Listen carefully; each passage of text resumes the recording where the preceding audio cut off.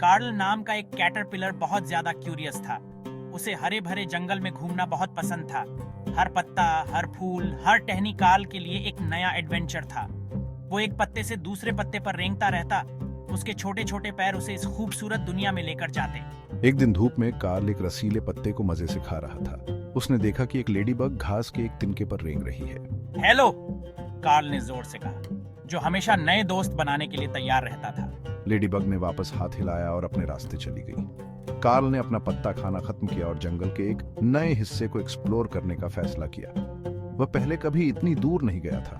वह सोच रहा था कि उसे क्या नई और एक्साइटिंग चीजें मिलेंगी। जैसे ही कार्ल आगे बढ़ा, उसने कुछ अमेजिंग देखा। यह एक बटरफ्लाई थी। उसके बड़े बड़े रंगीन पंख थे। बटरफ्लाई एक फूल से दूसरे फूल पर फड़फड़ा रही थी। उसके पंख ऐसे लग रहे थे जैसे हवा में इंद्रधनुष नाच रहे हों। कार्ल ने इससे पहले कभी इतनी खूबसूरत चीज नहीं देखी थी। वह देखता ही रह गया कि कैसे बटरफ्लाई हवा में इतनी खूबसूरती से घूम रही है।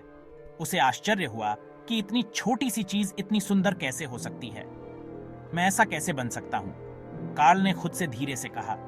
वह भी बटरफ्लाई की तरह फूलों के बीच उड़ना और नाचना चाहता था। कार्ल ने किसी ऐसे व्यक्ति को ढूंढने का फैसला किया जो उसके प्रश्न का उत्तर दे सके। उसने इधर उधर देखा, किसी बुद्धिमान और दयालु व्यक्ति को। तभी कार्ल ने ओवेन उल्लू को एक शाखा पर बैठा देखा। ओवेन अपनी बुद्धिमानी के लिए जाना जाता था। उसने जंगल को कई मौसमों में बदलते देखा था। कार्ल ने ओवेन से बटरफ्लाई के बारे में पूछने का फैसला किया। ओवेन, कार्ल ने आवाज लगाई, मैं बटरफ्लाई की तरह कैसे बन सकता हूँ? ओवेन ने कार्ल को अपनी बड़ी बड़ी बुद्धिमान आंखों से देखा। वह जानता था कि क्या कहना है। छोटे कार्ल, ओवेन ने धीरे से कहा, आप मेटामॉर्फोसिस के जादू को देख रहे हैं। कार्ल कंफ्यूज था। मेटामॉर्फोसिस? उसने पूछा, वो क्या होता है? यह एक ट्रांसफॉर्मेशन है। तुम भी एक बटरफ्लाई बन सकते हो, लेकिन पहले तुम्हें खाना होगा और मजबूत बनना होगा। ओवेन ने कार्ल से कहा कि वह बहुत सारे पत्ते खाए। तुम्हें चेंज के लिए एनर्जी की जरूरत है। कार्ल ध्यान से सुन रहा था। उसने खाना शुरू कर दिया। हर उस पत्ते को खा रहा था जो उसे मिल सकता था। वह जानता था कि उसे बड़ा और मजबूत होना है। एक खूबसूरत बटरफ्लाई बनने के लिए यह पहला कदम था। कई दिनों के बाद कार्ल को एक बदलाव महसूस हुआ।